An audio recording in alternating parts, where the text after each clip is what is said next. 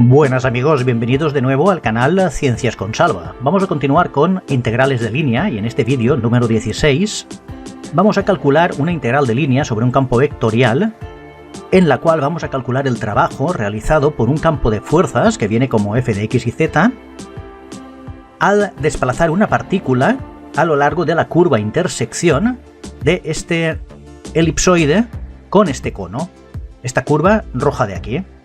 Esta es la ecuación del elipsoide, esta es la ecuación del cono, y entonces la curva intersección en el primer octante es la curva por la cual tenemos que calcular el trabajo. Pues bueno, si te interesa este vídeo, quédate y continuamos rápidamente.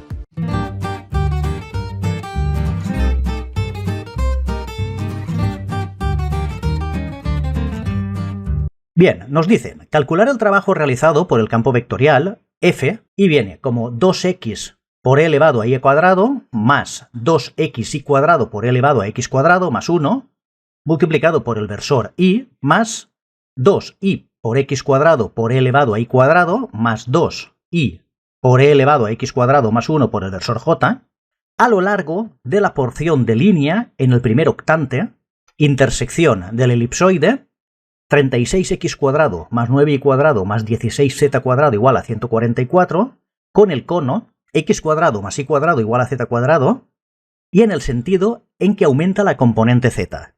Muy bien, yo os aconsejo que os leáis muy bien lo que son los enunciados de los problemas y que os fijéis muy bien en los datos que os dan, porque os pueden aportar pistas de cara a un examen. Por ejemplo, en este caso de aquí vemos que el campo vectorial es un campo bastante complicado.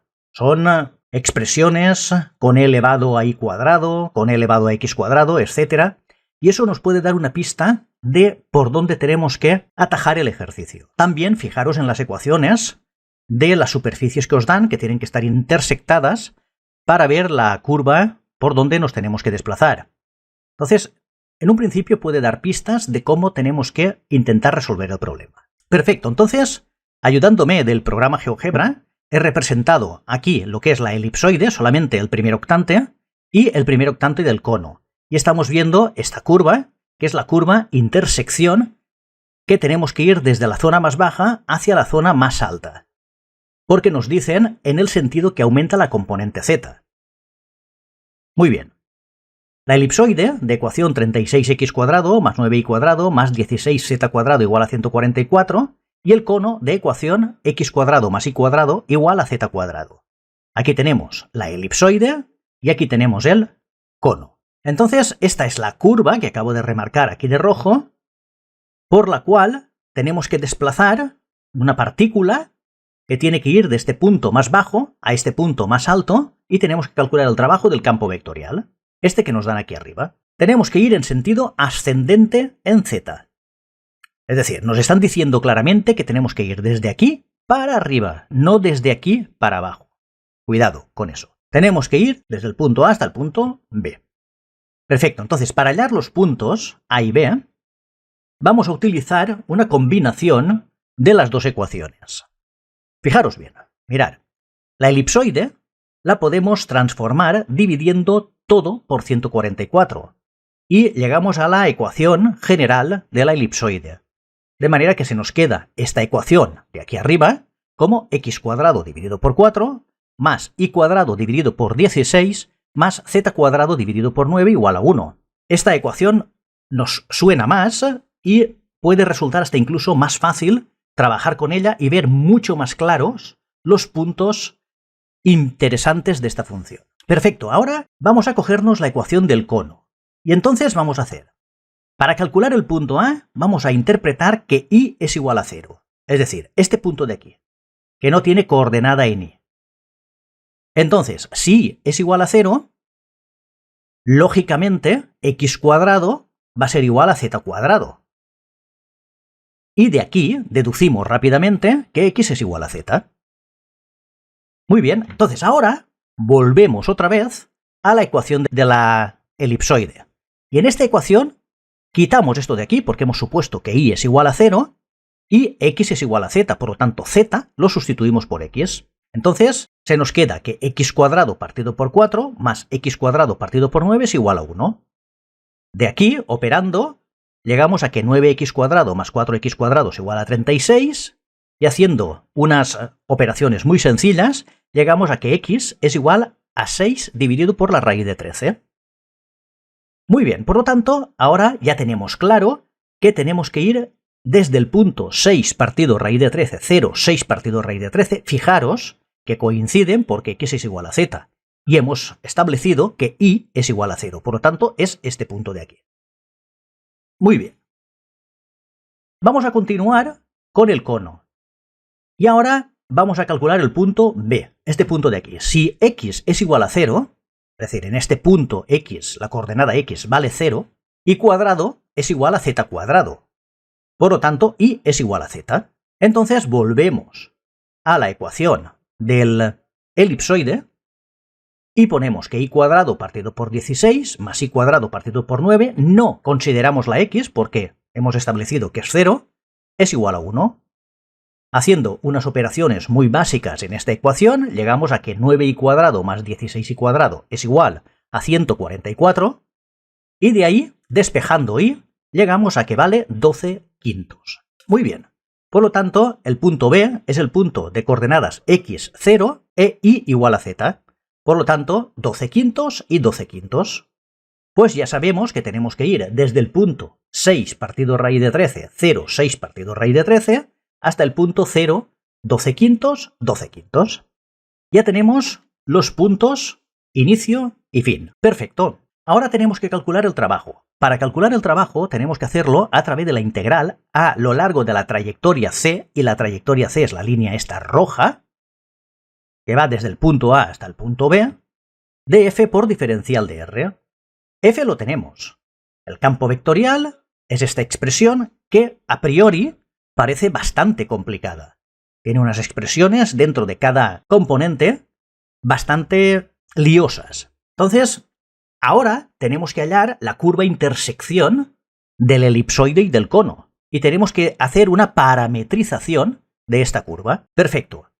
La elipsoide de ecuación, esta de aquí, y el cono de ecuación, esta de aquí, en un principio parece que son bastante liosas. Sobre todo para parametrizar, que se podría hacer, pero la parametrización sería una parametrización bastante complicada. Por lo tanto, parece que se complica la parametrización, parece que se complica la integral, y por lo tanto, dentro de lo que son todas las herramientas que tenemos en cálculo vectorial, al nivel que estamos estudiando, vamos a buscar otro método. ¿Qué otro método podríamos probar para poder resolver esta integral? Eso es lo que os decía al principio, que debéis de tener en cuenta muchísimo las expresiones que os dan para resolver un determinado problema. Generalmente, si un problema de estos te lo ponen en un examen, el examen tiene un tiempo limitado. Y aquí, por las expresiones del campo vectorial y por las expresiones del elipsoide y del cono, y por la complejidad que se está formando a la hora de intentar hallar la curva intersección de las dos superficies, pues podemos perder bastante tiempo. Normalmente, el objetivo de estos problemas, en los exámenes sobre todo, es intentar que no pierdas demasiado tiempo haciendo cosas bastante extravagantes. Por lo tanto, si nos plantean un problema de este estilo, una de las primeras cosas que debemos de realizar tiene que ser comprobar si el campo es conservativo. Porque si el campo es conservativo, aceleraremos muchísimo la resolución de la integral, ya que la función potencial nos acelerará el proceso. Muy bien, por lo tanto, una de las herramientas es mirar si el campo es conservativo. Para saber si el campo es conservativo, tenemos que hacer la parcial de la componente en x con respecto de y, y si es igual a la parcial de la componente en y con respecto de x, entonces será conservativo y admitirá una función potencial que deberemos de calcular. Nuestro campo es este campo, con estas expresiones bastante liosas. Pero tenemos que hacer las derivadas. Por lo tanto, si nosotros hacemos la derivada de la componente x con respecto de y, nos da esto, 4xy por e elevado a y cuadrado, más 4yx por e elevado a x cuadrado. Realizar vosotros la derivada y lo comprobáis. Y si hacemos la derivada de f de y con respecto de x, que es esta componente con respecto de x, nos da exactamente el mismo resultado. Por lo tanto, como los dos resultados coinciden, ya podemos asegurar que admite función potencial, ya que es un campo vectorial conservativo. Y esto pues ya nos alegra un poco, porque por el otro lado parece que la cosa se complicaba bastante. Muy bien, por lo tanto ahora tenemos que calcular la función potencial. Muy bien, nosotros sabemos que la parcial de la función potencial u de xy con respecto de x es igual a f de x, es decir, es igual a esta componente de aquí. Por lo tanto, igualamos a la componente directamente.